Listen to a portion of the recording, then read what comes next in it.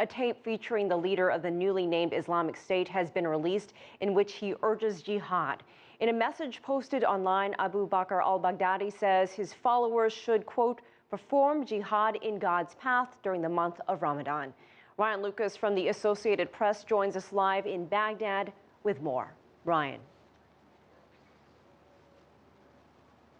Well, Abu Bakr al-Baghdadi issued his statement today in which he didn't just call for jihad, he also called for Muslims around the world to flock to the territories under his control in Iraq and Syria to help build the Islamic State that he's envisioned.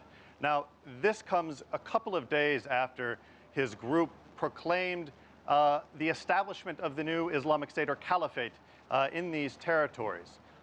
They also said that Baghdadi will be the leader of this new state and that Muslims around the world should pledge allegiance to him. It's a very bold statement. It's an audacious statement that has met with both ridicule as well as celebrations in some parts of Iraq and Syria.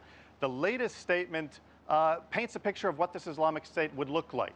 He says for Muslims who feel that they have been downtrodden across the world, that this is a place where they can find dignity.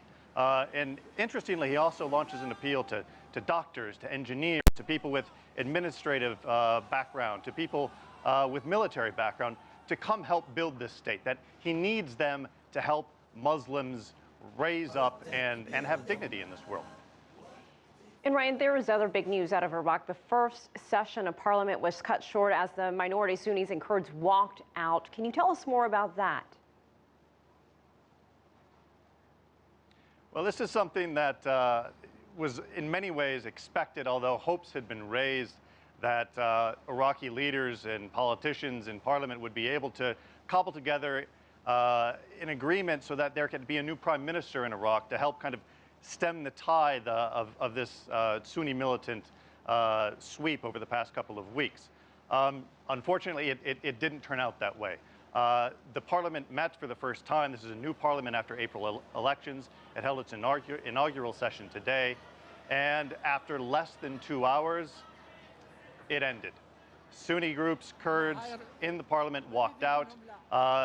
They were upset that a deal wouldn't happen, and they didn't want there to be any surprises. So what we're left with now is at least another week before Parliament meets again, which means that there won't be a prime minister, there won't be a new president, there won't be a new Speaker of Parliament. Now, in the meantime, embattled Prime Minister Nouri al-Maliki, a Shiite leader whose policies have basically alienated much of the Sunni population as well as the Kurds, will stay on as caretaker. Now, the big issue, the sticking point in all of this, is the position of Prime Minister and who should be the new Prime Minister. Al-Maliki himself has shown no interest in actually stepping down, stepping aside, despite calls from many of his former allies as well as rivals.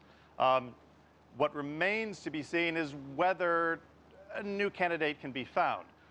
Traditionally in Iraq, since the U.S. invasion in 2003, the Shiites have had the prime minister, the Kurds have had the presidential post, whereas Sunnis have had the Speaker of Parliament. In many cases, it's been a kind of package deal. What has to happen now is the Shiite alliance, the grouping of Shiite political parties, has to choose a candidate.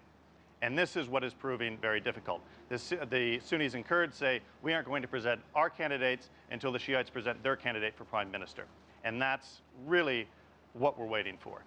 No idea how long that will take. If any indication is from the past, it could take up to 9 months as it did in 2010. All right, Ryan Lucas reporting from Baghdad. Thank you for that update.